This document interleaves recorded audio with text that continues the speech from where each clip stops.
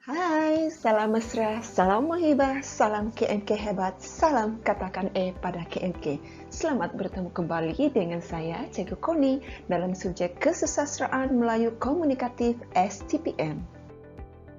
Seperti biasa, pada hari ini kita akan meneruskan sesi pembelajaran kita untuk tajuk Semester 2 Sastra dan Pembangunan. Pada hari ini, kita akan menganalisis peristiwa-peristiwa penting yang terdapat dalam bab 10 Sulalatus Salatin Sejarah Melayu. Sebelum itu, marilah kita lihat terlebih dahulu apakah isi kandung yang terdapat dalam bab 10. Antara episod yang terdapat dalam bab 10 ialah: pertama, Tun Mutahir dijadikan bendahara; kedua, titisan keturunan Bendahara Seri Maharaja; ketiga, peristiwa Patih Adam dengan Tun Minda; keempat, meminang Putri Gunung Ledang; kelima, tepuk berbalas Alang Berjawat; dan yang keenam, Hang Nadim dititahkan ke benua Keling.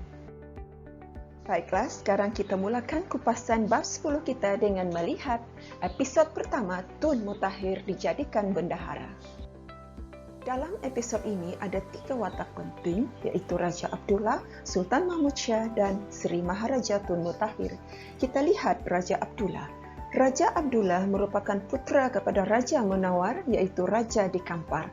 Apabila Raja Menawar di Kampar mangkat, maka Raja Abdullah telah dijadikan Raja di Kampar dan bergelar Raja Abdullah Shah.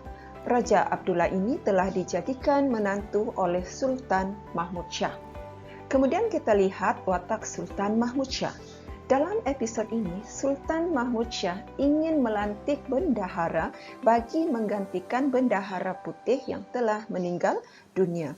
Pada waktu itu, ada 9 orang calon yang patut dijadikan bendahara, iaitu Paduka Tuan, Tun Zainal Abidin, Tun Telanai, Sri Naradiraja, Sri Maharaja, Sri Wak Raja, Tun Abu Syaid, Tun Abdul, dan Bijaya Maha Menteri. Pada waktu ini, Sultan Mahmud Shah telah dinasihatkan oleh bondanya, iaitu Tun Senaja, permaisuri kepada Sultan Alauddin Rayad Shah, iaitu saudara kepada Tun Mutahir, agar Sultan Mahmud Shah melantik Tun Mutahir sebagai bendahara. Hal ini kerana Tun Senaja amat kasih akan saudaranya Tun Mutahir. Maka Sultan Mahmud Shah pun telah melantik Tun Mutahir sebagai Bendahara Melaka untuk menggantikan Bendahara Putih yang telah meninggal dunia. Kemudian kita lihat pula watak ketiga, iaitu Sri Maharaja Tun Mutahir. Sri Maharaja Tun Mutahir telah dilantik sebagai Bendahara Melaka menggantikan Tun Perpatih Putih ataupun Bendahara Putih yang telah meninggal dunia dan mengenakan gelaran Bendahara Seri Maharaja. Ketika Bendahara Seri Maharaja menjadi Bendahara Melaka, maka Melaka pun menjadi semakin makmur kerana keadilan, kemurahan hati dan kebaikan budi pekerti Bendahara Seri Maharaja dalam memelihara para pedagang.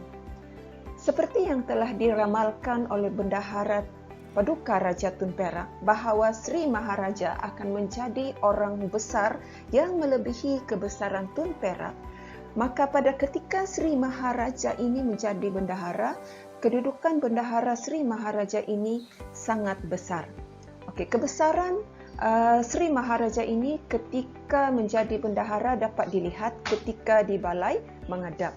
Pertamanya, jika yang datang menghadap itu ialah raja-raja, maka Bendahara Sri Maharaja tidak akan turun dari balai menghadap, tetapi hanya menjemput raja-raja yang datang itu untuk naik ke balai menghadap. Yang kedua, sekiranya yang datang itu ialah anak raja atau pengganti raja, maka barulah Bendahara Sri Maharaja akan turun dari balai menghadap dan menjemput anak raja atau pengganti raja ini untuk naik ke balai menghadap. Kemudian yang ketiga, sekiranya yang datang itu ialah Raja Pahang, maka Bendahara Sri Maharaja hanya berdiri dan tidak turun dari balai menghadap. Kemudian, Raja Pahang ini akan naik ke balai menghadap dan duduk di tempat Bendahara Sri Maharaja, dan Bendahara Sri Maharaja akan duduk berhampiran dengan Raja Pahang. Inilah 3 contoh peristiwa yang menunjukkan kebesaran kedudukan Bendahara Sri Maharaja Tun Mutahir sebagai seorang bendahara. Di dalam episod ini juga ada dinyatakan bahawa Bendahara Sri Maharaja ini seorang yang mementingkan penampilan diri. Hal ini dapat dilihat apabila Bendahara Sri Maharaja sering menanyakan pendapat isterinya sekiranya pakaian yang dikenakannya itu sesuai dengan dastar yang dipakainya. Sekiranya isterinya mengatakan bahawa dastar yang dikenakan oleh Bendahara Sri Maharaja itu tidak sesuai, maka Bendahara Sri Maharaja akan menukar kembali dastar yang dikenakannya supaya dastar itu sepadan dengan pakaian yang dikenakannya. Sekarang kita lihat pula episod yang kedua, iaitu titisan keturunan Bendahara Sri Maharaja. Dalam episod ini kita ada 3 watak penting, iaitu Bendahara Sri Maharaja Tun Mutahir, Sri Naradiraja Tun Tahir, dan Tun Abdul. Okey, Bendahara Sri Maharaja Tun Mutahir, anak-anaknya ialah Tun Hasan Temenggung, Tun Biajit Fupat, Tun Lela Wangsa, dan Tun Benggala. Manakala abang kepada Bendahara Sri Maharaja Tun Mutahir, iaitu Sri Naradiraja Tun Tahir, yang memegang jawatan sebagai penghulu bendahari, anak-anaknya ada 5 orang, iaitu Tun Ali, Tun Kudu, Tun Amza, Tun Mahmud, dan Tun Putih. Seterusnya watak ketiga, Tun Abdul. Tun Abdul merupakan adik kepada Bendahara Sri Maharaja Tun Mutahir yang bergelar Sri Narawangsa. Anak Tun Abdul, iaitu Tun Minda, telah dijadikan anak angkat oleh Sri Naradiraja Tun Tahir. Baiklah, sekarang kita lihat pula episod yang ketiga dalam bab 10, iaitu peristiwa Patih Adam dengan Tun Minda. Dalam episod ini ada 2 watak penting, iaitu yang pertama Patih Adam dan yang kedua Sri Naradiraja. Baiklah, kita lihat Patih Adam. Patih Adam ini merupakan seorang pangeran ataupun seorang bangsawan dari Surabaya. Okey, Pangeran Patih Adam ini datang bertamu ke rumah Sri Naradiraja. Ketika berada di rumah Sri Naradiraja, Tun Minda, iaitu anak angkat kepada Sri Naradiraja ini, berlari-lari di hadapan Patih Adam. Jadi Sri Naradiraja pun sambil bergurau berkata kepada Patih Adam bahawa Tun Minda ingin berkahwin dengan Patih Adam. Kemudian Patih Adam ini apabila dia ingin balik ke Surabaya, Patih Adam telah menebus seorang budak perempuan seusia Tun Minda lalu dibawanya balik ke Surabaya. Anak perempuan ini telah dijaga oleh Patih Adam sehingga dewasa, dan setelah dewasa, Patih Adam pun mengahwinkan budak perempuan ini. Kemudian, apabila melihat anak perempuan yang dipeliharanya ini telah dewasa, maka Patih Adam pun tahu bahawa Tun Minda di Melaka itu tadi, anak angkat Sri Naradiraja itu pun sudah dewasa. Lalu, Patih Adam pergi ke Melaka menemui Sri Naradiraja dan menuntut janji Sri Naradiraja untuk mengahwinkannya dengan Tun Minda. Walau bagaimanapun, Sri Naradiraja mengatakan bahawa apa yang dikatakannya ketika Tun Minda ingin berkahwin dengan Patih Adam itu dahulu hanyalah sebuah gurauan. Jadi Patih Adam pun marah kerana baginya sebagai seorang bangsawan, tidak seharusnya dia dipersendahkan sedemikian rupa oleh Sri Naradiraja. Lalu Patih Adam pun bertindak untuk merasuah pengawal rumah Tun Minda. Kerana waktu itu Tun Minda telah tinggal sendiri. Dia ada rumah diberikan oleh Sri Naradiraja dan tinggal di rumah itu dan diberi pengawal. Pengawal-pengawal ini telah dirasuah oleh Patih Adam, menyebabkan Patih Adam berjaya masuk ke rumah Tun Minda dan menangkap Tun Minda. Kemudian Patih Adam telah mengikat dirinya dengan bengkung dan mengikat sekali Tun Minda itu pada pinggang Tun Minda. Artinya, kain bengkung yang digunakan oleh Patih Adam untuk mengikat pinggangnya itu telah diikatkannya sekali dengan Tun Minda. Selepas Patih Adam mengikat Tun Minda, Patih Adam menindih paha Tun Minda sehinggalah Tun Minda tidak boleh bergerak. Kemudian Patih Adam mengugut akan membunuh Tun Minda jika Sri Naradiraja ingin membunuhnya. Kerana pada ketika ini, ketika Tun Minda ini telah ditangkap oleh Patih Adam, maka orang-orang Sri Naradiraja ingin membunuh Patih Adam, dan orang-orang Patih Adam pun sebenarnya telah habis dibunuh oleh orang-orang Sri Naradiraja. Tetapi apabila Sri Naradiraja diberitahu bahawa Patih Adam mengugut akan membunuh Tun Minda jika Sri Naradiraja membunuh Patih Adam, maka Sri Naradiraja pun membatalkan niatnya untuk membunuh Patih Adam kerana Sri Naradiraja sangat sayang akan Tun Minda. Jadi oleh itu Patih Adam pun akhirnya dikahwinkanlah dengan Tun Minda dan mereka pun mendapat seorang anak yang dinamakan Patih Hussain. Sekarang kita lihat pula episod yang keempat, Meminang Puteri Gunung Ledang. Dalam episod ini kita ada watak Sultan Mahmud Shah.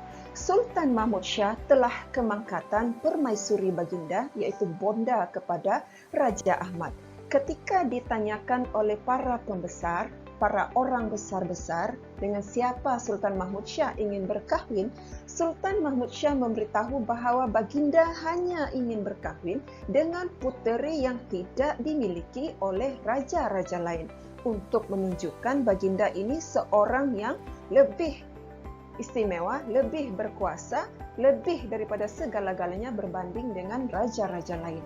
Jadi oleh sebab itu Sultan Mahmud Shah menyuarakan keinginannya untuk berkahwin dengan Puteri Gunung Ledang dan telah mengutus Laksamana Hang Tua dan Sang Setia untuk meminang Puteri Gunung Ledang.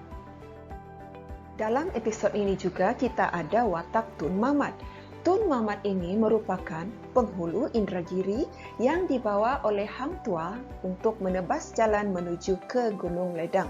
Dan Tun Mamat ini sebenarnya dialah satu-satunya orang yang berjaya sampai ke puncak Gunung Ledang manakala Hang Tua dan Sang Setia telah berhenti di pertengahan jalan menuju ke puncak Gunung Ledang kerana keletihan. Ketika dalam perjalanan menuju ke puncak Gunung Ledang, Tun Mamat merasakan bahawa angin bertiup sangat kencang seolah-olah Tun Mamat pun terbang dan dapat mencapai awan. Kemudian Tun Mamat mendengar buluh perindu berbunyi merdu. Kemudian ketika di puncak Gunung Ledang, Tun Mamat melihat ada sebuah taman yang sangat indah dan taman ini dipenuhi oleh burung yang berterbangan. Selain itu, taman ini juga dipenuhi dengan pelbagai bunga, buah-buahan, mergastua dan kayu-kayan. Peristiwa lain yang dilihat oleh Tun Mamat ketika di puncak Gunung Ledang ini ialah burung boleh bersyair, berbait, bergurindam dan berseloka. Manakala bunga-bungaan pula boleh mengilai, tersenyum, berpantun dan berseloka. Ketika berada di puncak Gunung Ledang ini, pada taman ini, Tun Mamat telah bertemu dengan Dang Raya Rani. Dang Raya Rani ini merupakan pengetua kepada Puteri Gunung Ledang yang menyampaikan niat atau hajat Tun Mamat untuk meminang Puteri Gunung Ledang atas titah Sultan Mahmud Shah. Sebaik sahaja Dang Raya Rani menghilang dari pandangan Tun Mamat, maka dalam sekelip mata sahaja muncullah pula seorang perempuan tua bongkok belakangnya berlipat tiga di hadapan Tun Mamat. Dan kepada Tun Mamat, perempuan tua ini menyampaikan syarat-syarat peminangan yang diminta oleh Puteri Gunung Ledang kepada Sultan Mahmud Shah. Antaranya ialah sebuah jambatan emas dan sebuah jambatan perak yang menghubungkan Melaka dengan Gunung Ledang. Kedua, 7 dulang hati nyamuk.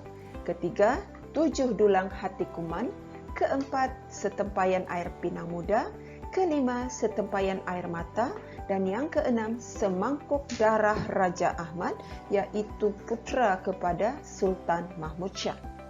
Semua syarat ini dapat ditunaikan oleh Sultan Mahmud Shah kecuali semangkuk darah Raja Ahmad. Sultan Mahmud Shah tidak sanggup mengambil semangkuk darah Raja Ahmad kerana sangat sayang akan puteranya.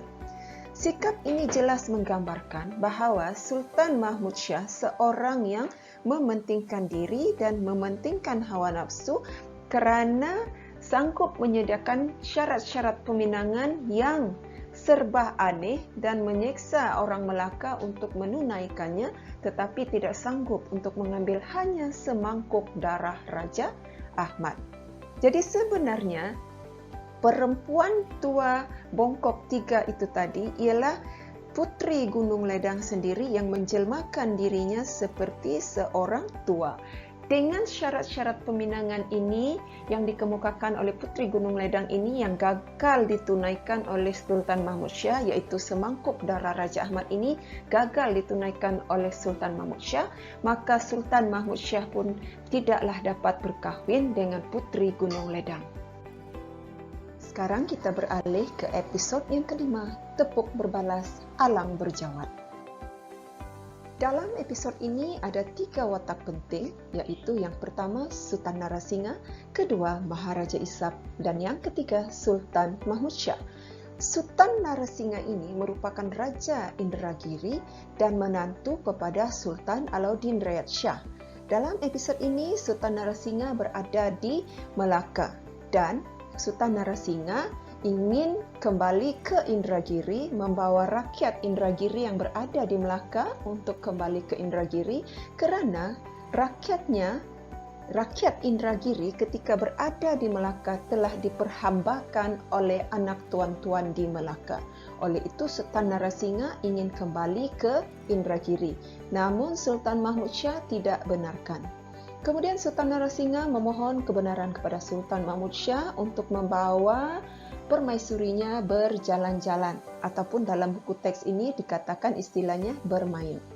Apabila Sultan Mahmud Shah membenarkan Sultan Narasingha membawa permaisurinya pergi bermain-main atau berjalan, maka Raja Indragiri segera kembali ke Indragiri bersama permaisurinya dan orang-orang Indragiri. Iaitu watak Sultan Narasingha. Sekarang kita lihat Maharaja Ishaq. Maharaja Ishaq ini merupakan anak kepada Maharaja Tuban, iaitu ayah saudara kepada Sultan Narasingha. Maharaja Tuban ialah Raja Indragiri, ayah saudara kepada Sultan Narasingha. Artinya, Maharaja Ishaq ini ialah sepupu kepada Sultan Narasingha. Apabila Sultan Narasingha kembali ke Indragiri, baginda mendapati bahawa Maharaja Tuban, iaitu ayah saudaranya, raja di Indragiri telah mangkat dan Maharaja Ishaqlah yang menjadi raja di Indragiri. Oleh itu, apabila Sultan Narasingha telah kembali ke Indragiri, maka Tun Kecil dan Tun Bali telah mengusir Maharaja Ishaq keluar daripada Indragiri dan Maharaja Ishaq kemudiannya melarikan diri ke Lingga. Ketika di Lingga, Maharaja Ishaq telah dijadikan menantu oleh Raja Lingga, iaitu Maharaja Megat. Apabila Maharaja Megat ini mangkat, maka Maharaja Ishaqlah yang menjadi raja di Lingga. Pada suatu hari ketika Maharaja Ishaq ini pergi ke Melaka menghadap Sultan Mahmud Shah, maka Sultan Narasingha, iaitu raja di Indragiri, telah menyerang Lingga dan menawan anak-anak perempuan Maharaja Ishaq dan juga permaisuri Maharaja Ishaq. Maka Maharaja Ishaq apabila balik ke Lingga, baginda berasa sangat murka dan mengatur serangan balas kepada Indragiri, tetapi Maharaja Ishaq tidak menyerang Indragiri ini ketika Sultan Narasingha berada di Indragiri kerana pada waktu itu Sultan Narasinga ini permaisurinya ialah anak kepada Sultan Alauddin Ryad Shah. Sekiranya Maharaja Ishak menyerang Sultan Narasinga ketika permaisurinya iaitu anak kepada Sultan Alauddin Ryad Shah, marhum Sultan Alauddin Ryad Shah itu berada di Indragiri, artinya Maharaja Ishak seolah-olah menderhaka kepada Raja Melaka. Jadi ketika Sultan Narasinga telah pergi ke Melaka bersama permaisurinya, maka disinilah Maharaja Ishak menyerang Indragiri. Okey, kemudian kita pergi ke watak yang ketiga iaitu Sultan Mahmud Shah. Sultan Mahmud Shah telah sedang berada di Balai Mengadap, sedang membicarakan tentang perbuatan Maharaja Ishak yang menyerang Indragiri. Dan pada waktu itulah Maharaja Ishak datang menghadap Sultan Mahmud Shah. Kemudian Sultan Mahmud Shah menyuruh Bendahara Sri Maharaja agar membicarakan Maharaja Ishak ini dengan Sultan Narasinga.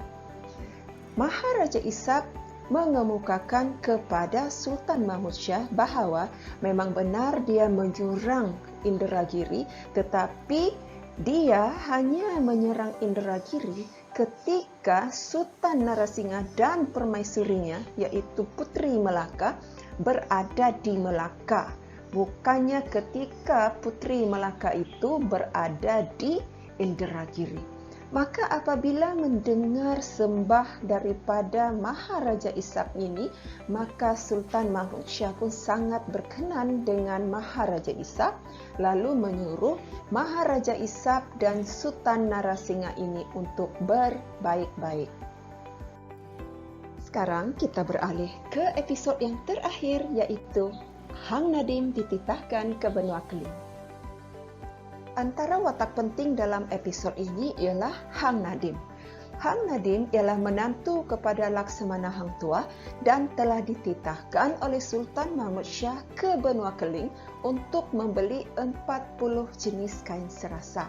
Hang Nadim kemudiannya menaiki kapal Hang Ishak untuk ke benua Keling. Ketika berada di benua Keling, seramai 500 orang mahir melukis, membuat corak kain di benua Keling telah dititahkan oleh Raja Benua Keling untuk melukis corak kain yang diinginkan oleh Hang Nadim. Namun, ternyata hampir kesemua orang mahir melukis ini, 500 orang mahir melukis di benua Keling ini, tidak mampu melukis corak yang diinginkan oleh Hang Nadim. Kemudian Hang Nadim pun menunjukkan melukis corak bunga yang diinginkannya, dan kemahiran Hang Nadim melukis corak kain ini sangat dikagumi oleh segala penulis Keling itu, sehingga kesemuanya tercengang-cengang melihat tangan Hang Nadim yang sedang melukis itu. Kemudian daripada seramai 500 orang pelukis itu tadi, hanya ada 2 orang pelukis di benua Keling itu yang dapat melukis ataupun meniru corak yang diinginkan oleh Hang Nadim. Namun mereka tidak boleh melukis corak itu di hadapan Hang Nadim, kerana apabila mereka melukis di hadapan Hang Nadim, apa yang dilukis oleh mereka itu tidak sama seperti apa yang diinginkan oleh Hang Nadim. Maka mereka pun meminta agar mereka dibenarkan untuk membawa lukisan itu balik ke rumah. Jadi di sini jelas menunjukkan bahawa Hang Nadim memiliki ilmu seni lukis. Seterusnya kita ada watak Hang Ishak. Seperti yang telah kita bincang sebelum ini, Hang Ishak ialah pemilik kapal yang kapalnya ditumpangi oleh Hang Nadim untuk ke benua Keling. Hang Ishak ini sebenarnya merupakan seorang peniaga yang berasal dari Melaka dan pergi ke benua Keling untuk berniaga. Ketika di benua Keling, Hang Ishak ini telah berniaga dengan seorang syair, dan syair ini mengatakan bahawa Hang Ishak ini berhutang dengannya.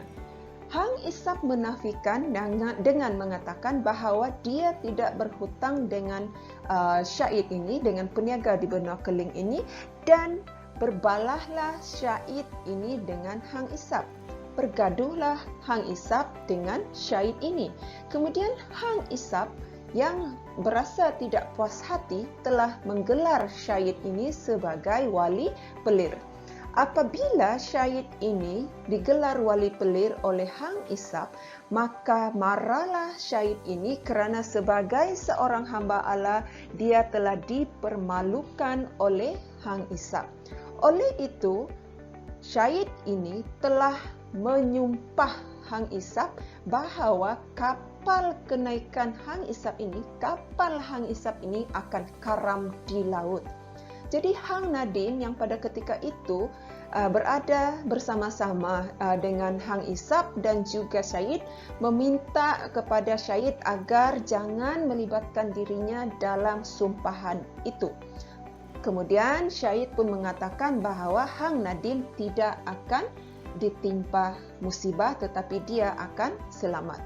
Kemudian dalam perjalanan balik ke Melaka, apa yang terjadi ialah tanpa hujan, tanpa ribut, kapal kenaikan Hang Isap ini, kapal Hang Isap ini yang ditumpangi oleh Hang Nadim ini tiba-tiba sahaja karam dengan segala isi kapal. Jadi kemudian Hang Nadim berjaya menyelamatkan diri dengan hanya membawa 4 helai kain serasah milik Sultan Mahmud Shah dan dia pun terdampar di Ceylon.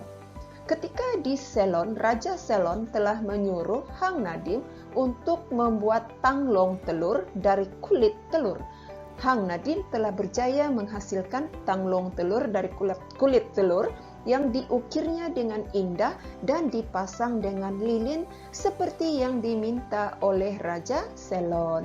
Maka Raja Ceylon pun berasa sangat kagum akan kemahiran Hang Nadim untuk membuat tanglong telur ini. Dan di sinilah sekali lagi kita diketengahkan dengan ilmu seni lukis yang dimiliki oleh Hang Nadim. Apabila Hang Nadim ini sampai ke Melaka, maka Hang Nadim pun dimurkai oleh Sultan Mahmud Shah kerana Hang Nadim hanya berjaya membawa balik 4 helai kain serasah yang telah diminta oleh Sultan Mahmud Shah. Dan akhir sekali dalam episod ini kita ada watak Laksamana Hang Tua yang telah hampir sampai ke penghujung riwayatnya. Bukan lagi hampir sampai ke penghujung riwayat tetapi telah sampai ke penghujung riwayatnya. Dalam episod ini, Laksamana Hang Tua telah pun meninggal dunia dan dikuburkan di Tanjung Keling. Jawatan Laksamana kemudiannya diberikan kepada menantunya iaitu Khoja Hasan dengan gelaran Laksamana Khoja Hasan. Dengan ini maka berakhirlah sudah kupasan kita terhadap bab 10 teks Sulalatul Salatin Sejarah Melayu. Sebelum berpisah seperti biasa, marilah kita sama-sama lafazkan azam ikrar kita kepada KMK untuk menggapai kecemerlangan dalam subjek KMK dengan melafazkan katakan pada KMK, katakan pada KMK, katakan pada KMK. Baiklah anak-anak murid sekalian, dengan ini sampai di sini sahaja dulu perkongsian dari saya, Cikgu Koni, untuk subjek kesusastraan Melayu Komunikatif STPM Semester 2 Sastra dan Pembangunan, iaitu untuk tajuk pada hari ini, kupasan sinopsis bab 10 Sulalatul Salatin Sejarah Melayu. Semoga serba sedikit perkongsian yang Cikgu kongsikan ini akan memberi input dan maklumat serta manfaat kepada para pelajar untuk lebih mudah memaham peristiwa-peristiwa penting yang terdapat dalam teks Sulalatul Salatin Sejarah Melayu. Sebelum berpisah, terimalah serangkap pantun daripada Cikgu. Ayu si dara berkain satin, manis senyumnya memikat hati. Karya agung Sulalatul Salatin, hargai ia sepenuh hati. Sekian sahaja dulu untuk kali ini. Semoga kita akan bertemu lagi di lain ruang, di lain waktu, di lain tajuk. Sekian, terima kasih dan bye-bye.